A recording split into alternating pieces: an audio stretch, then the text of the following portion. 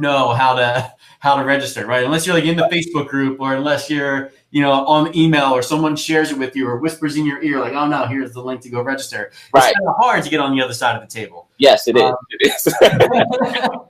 Right. But, Yeah. you know, so I know we need to do a better job with that. But again, it's like sort of by design, Right.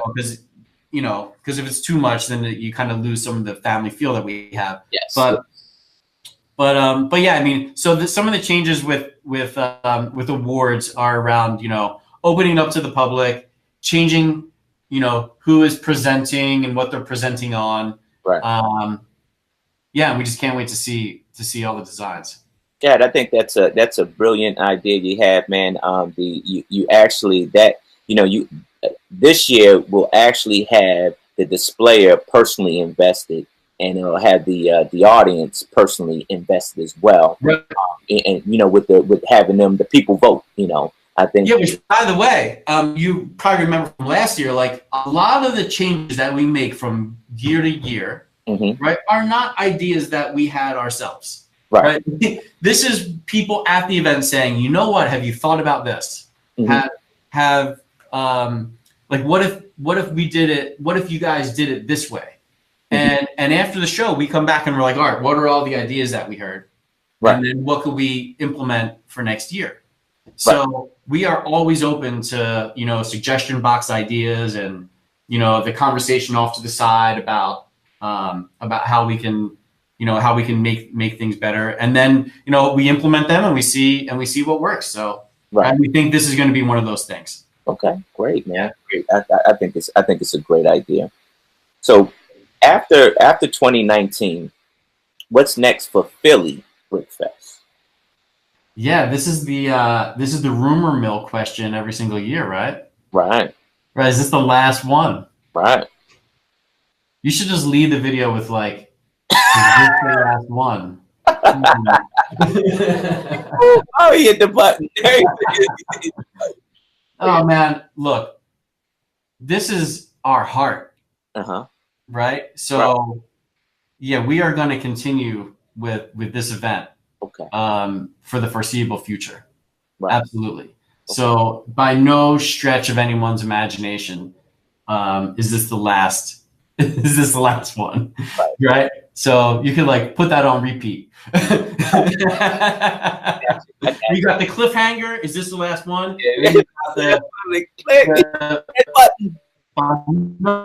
this the last one? Yeah. We're gonna continue. But so I get actually where this comes from. Like, I think a lot of people think that maybe I'm not like, I don't feel it. Like, I get where this comes from, because like I said, we're very open. Like, if you follow me on Instagram or Facebook or wherever, like, I'm always talking about all the stuff that we have going on. And I can sense that, like, man, well, if all this other stuff is going along, well, what about Philly Brickfest? Right? So I get all that. But look, man, without Philly Brickfest, none of that other stuff is going on. Right. Absolutely. So and believe me, I think about that every single day. Right. I talk with my wife and my kids about that every single day. Right. Jordan reminds me about that every single day.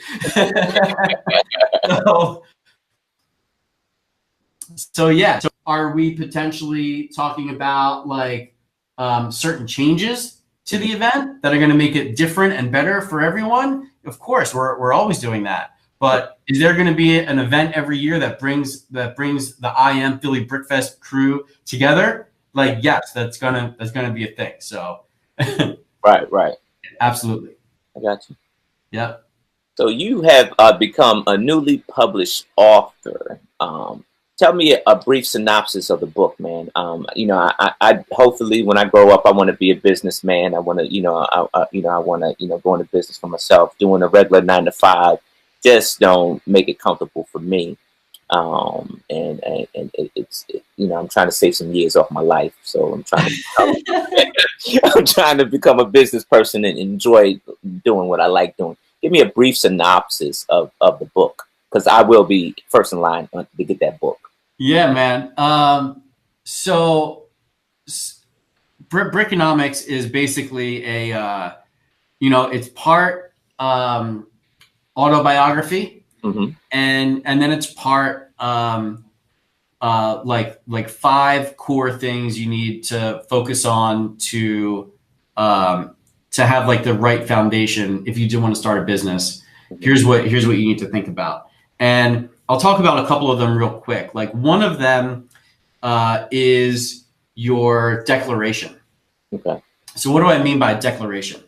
It means like when you're ready to take that jump, and there's maybe only, you know, a really close circle that you've been communicating your ideas with. Like once you're ready, like you're 100% pushing your chips in, you need to declare to the universe that this is the new version of yourself. This is what you're focused on.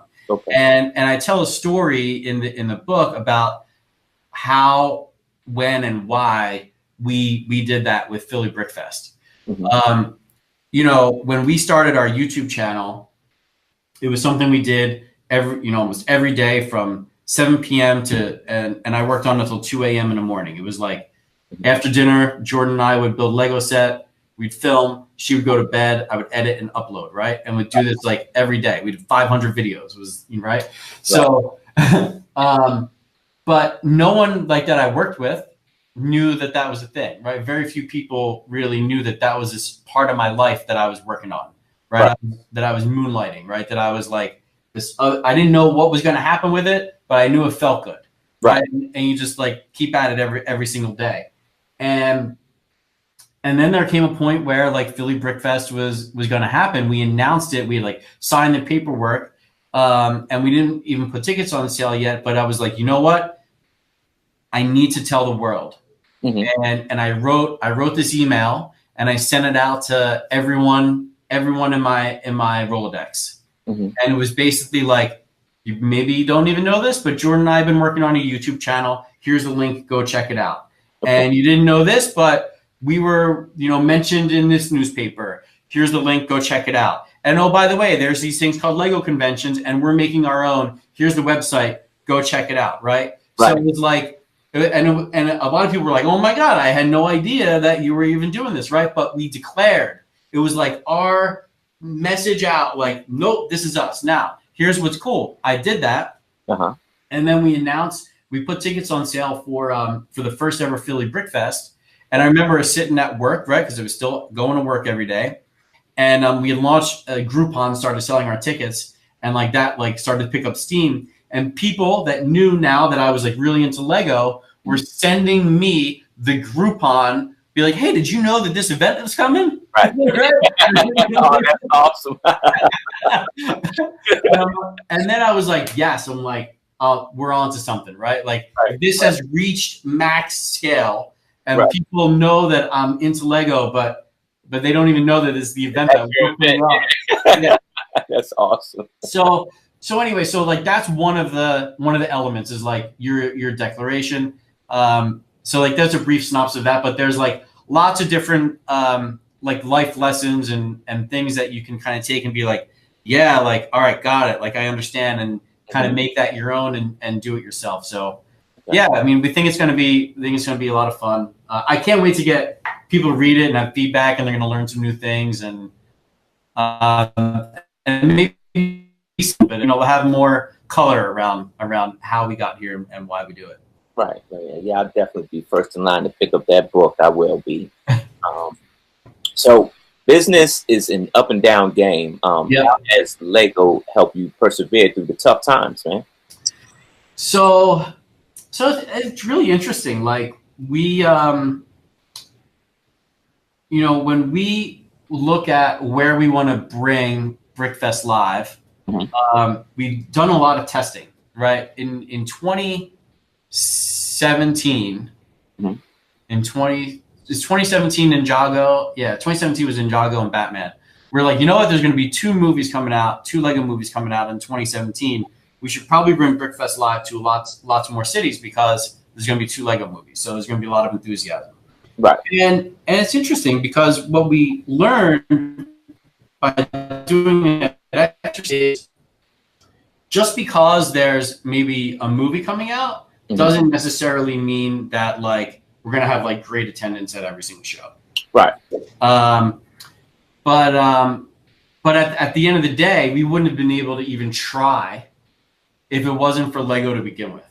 Right. Right. So Lego being the stable #1 toy brand in the world, all by itself, has given us, like, without Brickfest Live, right? There is no Young Innovators Fair, there is no Mind Fair, and there is no the next event. Like, there's going to be a next event we can get to in a second. Okay. There's nothing else that's going to happen. So yeah. So when you say, like, how's it helped you through the downtimes, I would say, like, what it's helped us do is invest in the future. Okay. Right. So it's helped us kind of give birth to these other events. It's helped us hire a team that can go and produce these shows.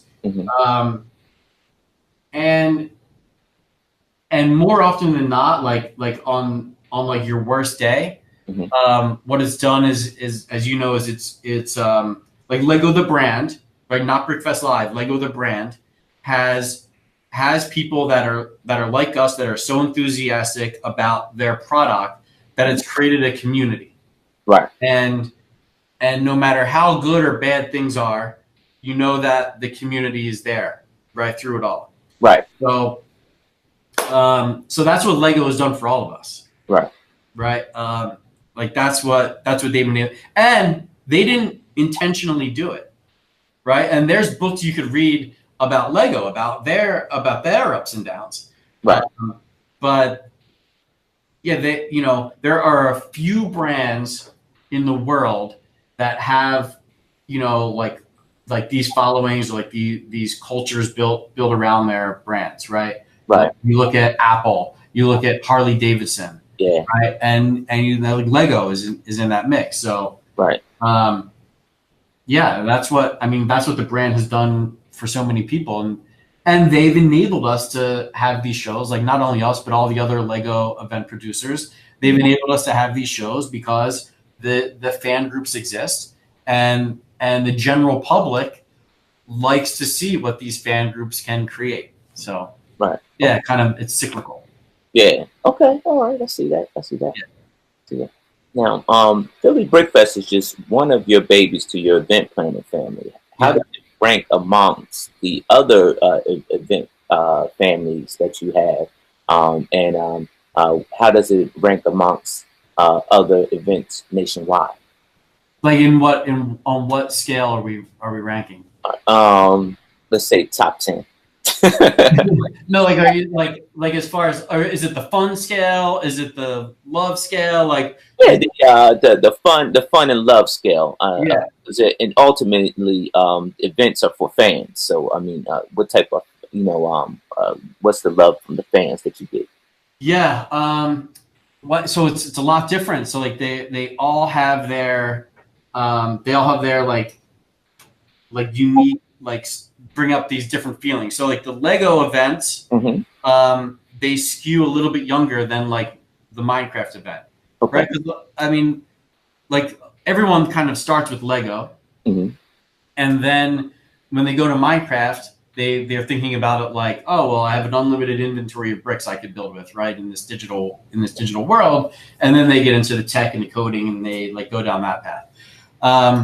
So there's more, I would say, at a Lego show, you see more of like families building together. Okay. Right. I call that like the builder's bond. Okay. Right? It's like I'm elbow deep in a pile of bricks, and my mom and dad are right next to me doing the same thing. And as much as they want to tell you they're doing that at home, they're not. Right. But you can't get away from it at Brickfest Live. Right. You're there. Like, there's nowhere else to go. Like, you're going to be hanging out. You're going to be building together. You're going to be creating together. And the feeling that the child has when that's happening, they're not mature enough to put that into words. But if you can remember back to it and have like your parents like be just as excited about the thing that you're excited about, like there's no better feeling in the world. So so when they're leaving and they're like thanking mom and dad, like they're thanking them for bringing them. Mom and dad think, oh, they're thanking me because I brought them to this Lego show because they love Lego. Right. But the thank you really means no, like thank you for the experience. Thank you for recognizing how much I enjoy this. Thank you for being a part of it with me. Right. Right. So that's what's special about Brickfest Live, right? And it's like how could you rank anything like above that? Like that is so important from like a family unit thing. And then like with Mind Fair, like as you know, like one of the things in Minecraft is kids not only enjoy Minecraft by playing the game or being immersed in the game, but they're entertained for hours and hours and hours by watching other people play the game on YouTube or Twitch, right? Right. So we bring in to Mind Fair all of these like YouTube celebrities that they can have like meet and greet opportunities with, and they queue up in line, and the parents are like, I don't know, like I just heard this person's voice like during breakfast time when they're watching on YouTube, and now this kid gets to have like that, you know, to them it's like for me it would be like, you know, whatever, Tom Hanks, like I get to meet like a famous actor, right? Yeah. But to these kids, like that's their number one, like that's their Michael Jordan, right? That's LeBron. So we get to provide that experience for them. In addition to all the other crazy stuff that happens at Mind Fair, that's like a really unique thing that happens. And I can relate it back to like, so Jordan, so my daughter is into like these superhero shows on the WB, like Arrow, and there's some other ones, right? So she told me, hey, there's this event coming, Hero and Villains Con, and I get to meet all the actors that are in Arrow. Right. Can we go? So I was like, I don't know who any of these guys are, but if you're into it, like I'll bring you, right? So to me, that was like, cool. I got to see what it was like to be a parent at like one of my own shows. Okay. Right. And I saw how excited she was. Even though I didn't know who these guys were, I could feel the excitement. Like you get into it. Yeah. And I was like, you know, it was like one of those moments for me. It was like, yeah, this is the experience that like our attendees feel, and like how cool is that? Right. Which is way different than a Lego show where people are building. This is like there's more entertainment on stages, and there's people that are, you know, have VR goggles on and they're experiencing Minecraft in VR, and you know they're going through an escape room. Like there's doing all these different things that an older kid, you know, that someone that is maybe like 9 to 13 or something like that would do, where the Lego show is maybe like a, you know, 5 to 12 range, right? So, something like that. So they're all different. I mean, it's like asking this question is like saying, you know, hey Chad, you have 2 kids. Which one's your favorite? You gotta pick one. You gotta pick one. Right? They're all special in their own way, right? And we're not done, right? So the next event we're creating is called Comic-Con for Kids. Okay. And I can tell you, so now we're pregnant, right? So now it's like, oh, we're going to give birth to this new thing. Right. Right. Yeah. So it's going to get a lot of attention, right? Because, you know, Comic-Con is huge. Yeah. And then this one is for families, right? Oftentimes you wouldn't want to bring, you know, your 7-year-old to cosplay. Nice. Right? You with me? Right, but this is like, no, this is safe, right? So this is a place where, so we're going to do that in October, and you know, we won't be done. We're going to keep creating new things. Yes. I actually got to meet. I guess it was one of your children. It was the Brickfest in Baltimore, and I got to meet Seth for the first time face to face, and that guy is awesome. He truly goes out of his way to help the people, man. Thanks, man.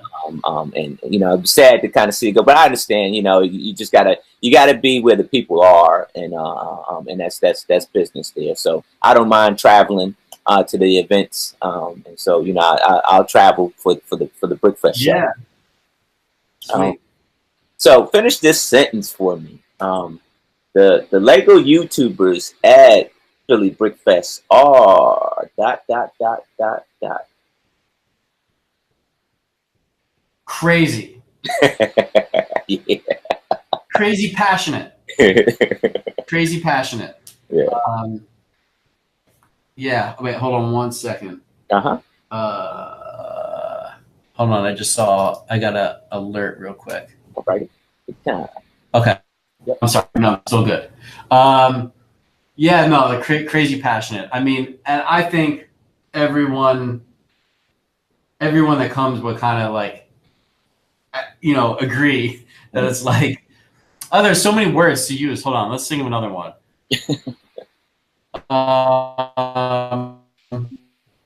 Dedicated, loyal. Right. I think these are all words that we could use to describe the crew, the Philly, right? The new Philly Brickfest crew. Brickfest. That's right. You heard it here. Yeah, I mean, that's here's the thing. I know that when we announce that like tickets, you know, registration is open, right? I know before it happens, like who like the first 50 people are going to be. Wow. Okay. So that is like that's dedication, that's loyalty, it's commitment, it's the brotherhood. Right. You know, people like, oh, see, I'm getting calls now. So busy man. So that's people. And here's the thing, right? Because they know that you're doing it, and because they know that you're doing it, like they're not doing it because Chad. They're doing it because everyone else is coming. Right. We're all doing it for each other.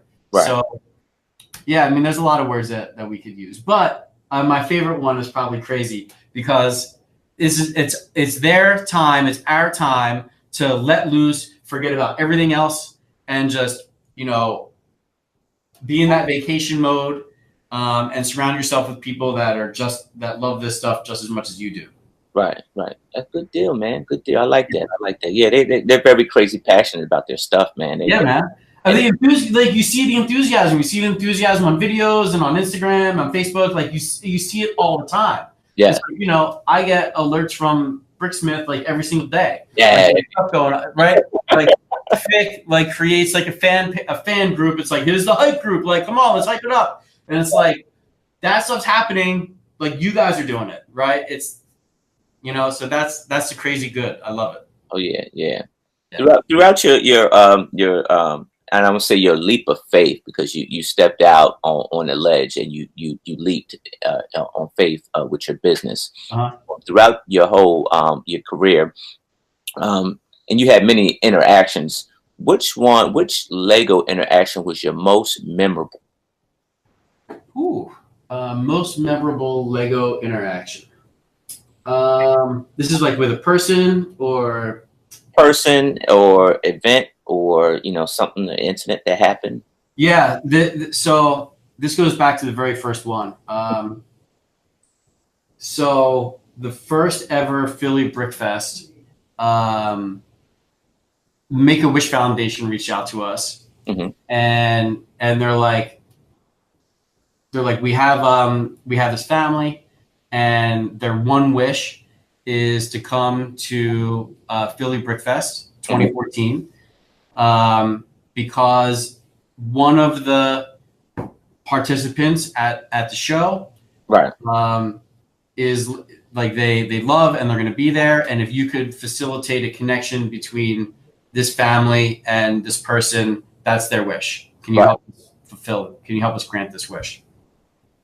I'm like, yeah, of course, like absolutely, like tell me what I have to do, and we're in. Right. And so it was, you know, Solid Brick Studio. David. Yeah, David. Yeah, I know you talking about. He built that. Yeah, customizer, film guy. Anyway, so he was coming, and the connection was like to have this kid meet him, right? And we did it, and Dave came through in like such a big way. Like he invited him to his like hotel room so they could like play video games together. They hung out at the show. Lego, the company donated a giant like a giant thing of like all these rare poly bags, and and I was like, look again, like we're just a facilitator, right? Right. Making all these things, we created the platform for these types of things to happen, and I was like, there's a million things that this kid could have wished for, right? And we were able to create something where this is the thing that he wanted to do, and I think like his parents that were there also were like, I can't believe that this is the thing that he chose, right? Right. This is like he chose this over Disney World, right? Let's put this into perspective, and at the end, like everyone was crying and everyone was really happy, and like it was again one of those things where like you don't think about the impact that you're having until something like that happens, and it was really touching. And yeah, I don't remember telling that story before, but that was, that stands out as like not only like was it moving for his family, for me personally, but it was also affirmation again. That was like, it was like you're doing the right thing, right? If you're able to create, a way for this type of thing to happen, people are raising their hand, are asking for this, and these families are having these experiences because this is just the beginning. This is the first show and something like this happened, and it could happen again and again and again, and it has. So, Make-A-Wish has reached out on several occasions, not only for Lego shows but Minecraft shows, and yeah, we're able to have an impact, way beyond what we ever imagined. So, oh man, that's really amazing, man. That is a good memory. That is. Yeah, but I have a fun one. Like that was like really emotional. But there's others like, I remember being able to go to Toy Fair. The first time I met like the guys from the Brick Show and Beyond the Brick, and the first time I met Alan. There's so many, like my first time going to Lego headquarters in Enfield, Connecticut. It's like the first time being in like Bricks, Bricks magazine, and like there's like all types of like wild stuff, right? It's like my daughter being on the front page of timeforkids.com and having her like her friends do like book reports on her. It's like there's like, there's stuff, like there's a lot of wild stuff that's happened, but it's the human stuff, it's the personal connection stuff that is like, with all that other stuff going on, like at the end of the day, like it's people. So that interaction, because what my man say off with Ready Player One, reality is real, man. At the end of the day, it's the connections that you make, and I get it. So Chad, say I don't know, let's fast forward you to about 15 years, or no, let's give you a good round number. Let's say 40 years from now. You're an old man, right? Oh yeah, you're gray. We just hit the button up a little bit faster. You're an old man, right? But the difference is that now you have done well for Brickfest. In fact, it's probably called something else. And your events, you sell out the Cowboy Stadium with your events now. All right. What legacy would you like to leave behind for your daughter? So, and this goes for her, for Luke, and really it's just for her to know that whatever she puts her mind to, she can do, and that she knows she'll have, my support to to help her get to that successful place, right? Using all the experiences and relationships that we've kind of built along the way. And I actually tell her this a lot, like, you know, she might see what we have going on right now and think that one day that whatever, it'll either like she'll either inherit it or she'll take it over. And I've already started to tell her, like, you know, this may or may not be here when you're ready to do your thing. Right? Like, you need to do you. You know, like I'm not building this to hand off to, you know, the next generation. Like, right. I'm not. I'm like, I don't know where this is going to go. Like, I don't have that in mind. Like, I want to build like Feld Entertainment, for instance, is they were Ringling Brothers Barnum and Bailey's circus, right? That's Feld. Monster Jam, Disney on Ice. That's all run by Feld Entertainment, right? Right. Feld was the last name of the founder of the company. Like, so he built it up, and it's a family business, and it's not a publicly traded company, and he just wants to do that. That's his legacy, like, right? You know, if it turns out that that's what this becomes, like, that's great. If it turns out that it's something else, like, that's great too. So all I want, like, the question was, like, you know, how are you gonna, you know, what is a legacy for your kids? Look, the book is part of that too. The book is like, here's a playbook. Like, this is for you. Like, understand what the struggles were. Understand, like, you know, some of these fundamentals that you could use for your own good. Yeah. So hopefully it's just the experiences that they have along the way, the different cultures that they're able to interact with along the way, all the people that they're able to meet along the way, hopefully just shapes them into the right type of human being. So they're kind and they're happy. And, like, to me, like, so success. So let's talk about success. So you mentioned Seth, one of our guys, right? So Seth, recently we went out to lunch and he told me, he said, like, he was telling me, like, how much he loved what he's got going on. And then he asked me, he said, you know, when you put that video up with Jordan, like, did you know that it would turn into, like, this really successful thing? And I said, well, let's back up a second. Like, what's success?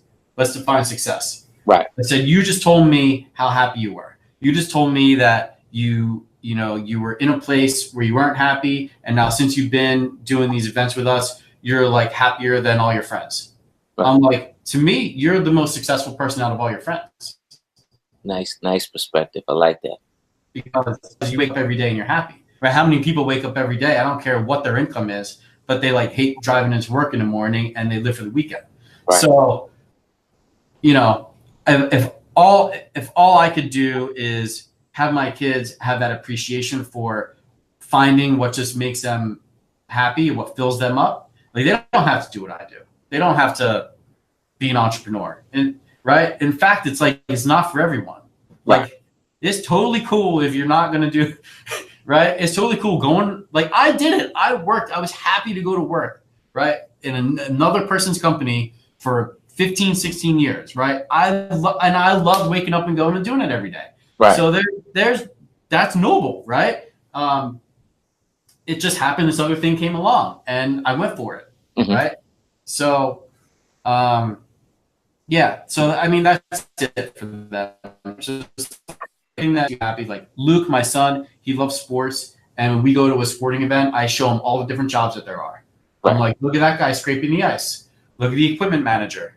Right. I'm like, you want to hang out with athletes and you want to be part of an organization?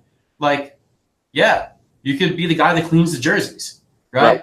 But if that makes you happy, because you're in the organization, you're traveling with the team, these are all your friends. That's what you want it? Awesome. Like, do that. Yeah.